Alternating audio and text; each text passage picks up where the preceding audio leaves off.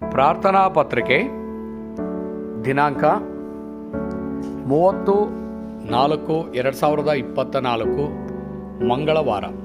ಶಿರೋನಾಮೆ ರಕ್ಷಿಸಲ್ಪಟ್ಟವರ ಹಿನ್ನೆಲೆ.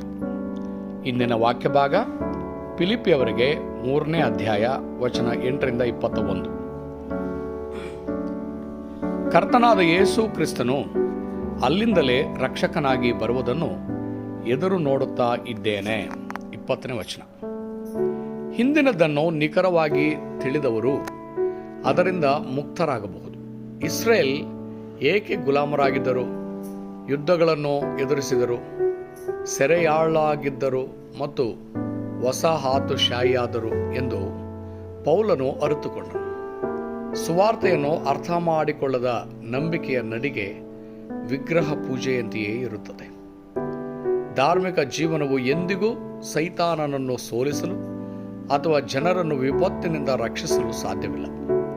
ಆದುದರಿಂದ ದೇವರು ಕೇವಲ ಕ್ರಿಸ್ತನನ್ನು ಏಕೆ ಕೊಟ್ಟನು ಎಂದು ಪೌಲನು ಅರಿತುಕೊಂಡನು.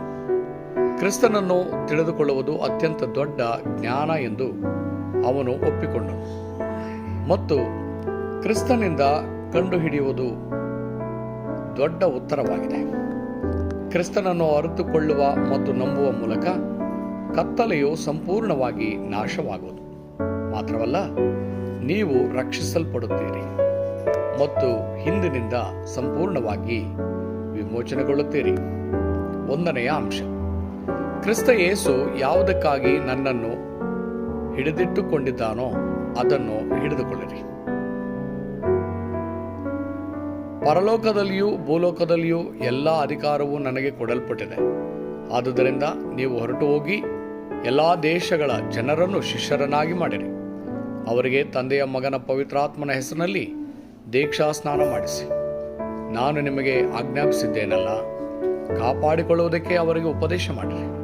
ನೋಡಿರಿ, ನಾನು ಯುಗದ ಸಮಾಪ್ತಿಯವರೆಗೂ ಎಲ್ಲ ದಿವಸ ನಿಮ್ಮ ಸಂಗಡ ಇರುತ್ತೇನೆ ಎಂದು ಯೇಸು ಹೇಳಿದನು. ಮತ್ತಾಯ 28 ವಚನ 18-20. ಆತನು ಎಲ್ಲ ಜನರ ಬಳಿಗೆ ಹೋಗಬೇಕೆಂದು ಹೇಳಿದನು. ಮಾರ್ಕ 16 ವಚನ 15-20. ಜೊತೆಗೆ ಪವಿತ್ರಾತ್ಮನು ಬಂದಾಗ ನೀವು ಭೂಮಿಯ ಕಟ್ಟಕಡೆಯವರೆಗೂ ನನ್ನ ಸಾಕ್ಷಿಗಳಾಗಿರುವಿರಿ ಎಂದು ಆತನು ಹೇಳಿದನು. ಅಪೊಸ್ತಲರ ಕೃತ್ಯಗಳು 1ನೇ ಅಧ್ಯಾಯ 8ನೇ ವಚನ. ನೀವು ಇದನ್ನು ಹಿಡಿದುಕೊಂಡು ಮುಂದೆ ಹೋಗಬೇಕು. 2ನೇ ಅಂಶ, ನಾನು ಬಹುಮಾನವನ್ನು ಗೆಲ್ಲುವ ಗುರಿಯತ್ತ ಓಡುತ್ತೇನೆ. ಸಮಯ ಮತ್ತು ಸ್ಥಳವನ್ನು ಮೀರುವ ಶಕ್ತಿಯನ್ನು ಆನಂದಿಸುವ ಏಕೈಕ ಮಾರ್ಗವೆಂದರೆ ಪ್ರಾರ್ಥನೆಯ ಮೂಲಕ ನೀವು 7 ಕಾವಲು ಗೋಪುರವನ್ನು ಎಬ್ಬಿಸಬೇಕು ಮತ್ತು 7 ಮಹೋನ್ನತವಾದ ಪ್ರಯಾಣಗಳಿಗೆ ಹೋಗಬೇಕು. ಇದಲ್ಲದೆ ಮುಂದಿನ ಪೀಳಿಗೆಗೆ ನೀವು ಸಭೆಗಳಲ್ಲಿ ಮತ್ತು ಕ್ಷೇತ್ರದಲ್ಲಿ 3 ಪ್ರಾಂಗಣಗಳನ್ನು ರಚಿಸಬೇಕು. 3ನೇ ಅಂಶ, ನಮ್ಮ ಪೌರತ್ವ ಪರಲೋಕದಲ್ಲಿದೆ. ದೇವರು ನಿಮಗೆ ಪರಲೋಕದಲ್ಲಿ ಪೌರತ್ವವನ್ನು ನೀಡಿದ್ದಾನೆ. ಅದು ಸಿಂಹಾಸನದ ಖಚಿತತೆ ಆಗಿದೆ. ಇದನ್ನು ಅರಿತುಕೊಂಡ ಪೌಲನಿಗೆ ಕಿಲಿಕ್ಯ ಮತ್ತು ರೋಮ್ನ ಪೌರತ್ವದಲ್ಲಿ ತಾರ್ಸಾಗೆ ಹೆಚ್ಚಿನ ಪ್ರಾಮುಖ್ಯತೆಯನ್ನು ನೀಡಲಿಲ್ಲ. ಇದಲ್ಲದೆ ಪರಲೋಕದಲ್ಲಿ ಪೌರತ್ವ ಹೊಂದಿರುವ ವ್ಯಕ್ತಿಯು ಎಲ್ಲಿಗೆ ಹೋದರೂ ಸಿಂಹಾಸನ ಮತ್ತು ಸ್ವರ್ಗೀಯ ಸೇನೆಗಳು ಸಜ್ಜುಗೊಳ್ಳುತ್ತವೆ ಎಂದು ಅವರು ನಂಬಿದ್ದರು. ಸುವಾರ್ತೆಯನ್ನು ಮರುಸ್ಥಾಪಿಸುವ ಸಭೆಗಳ ಮೂಲಕ ಮತ್ತು ಸುವಾರ್ತೆಯನ್ನು ಹರಡಲು ತಮ್ಮ ಪ್ರಾಣವನ್ನು ಪಣಕ್ಕಿಟ್ಟ ಸುವಾರ್ತಿಕರ ಮೂಲಕ ದೇವರು ಆರ್ಥಿಕತೆಯ ಬೆಳಕನ್ನು ಪುನಃಸ್ಥಾಪಿಸುತ್ತಾನೆ.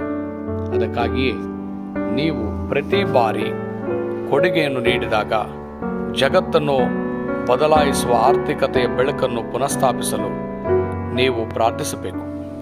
ನೀವು ಇಂದಿನದ್ದರಿಂದ ತಪ್ಪಿಸಿಕೊಳ್ಳಬೇಕು ಮತ್ತು ನಿಮ್ಮ ಸ್ಥಿತಿಯನ್ನು ಬದಲಾಯಿಸಲು ಮತ್ತು ಸಿಂಹಾಸನವನ್ನು ಚಲಿಸುವ ಶಕ್ತಿಯನ್ನು ಬದಲಾಯಿಸಲು ರಹಸ್ಯವಾಗಿರುವ ಕ್ರಿಸ್ತನನ್ನು ಆನಂದಿಸಬೇಕು.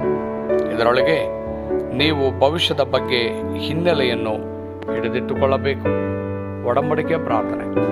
ಆತ್ಮೀಯ ದೇವರೇ, ಇಂದು ನಾನು ಬಲವನ್ನು ಗಳಿಸುವ ಮತ್ತು ದಿನವಿಡೀ ಕಾವಲು ಬುರುಜುಗಳನ್ನು ಬೆಳೆಸುವ ದಿನವಾಗಲಿ.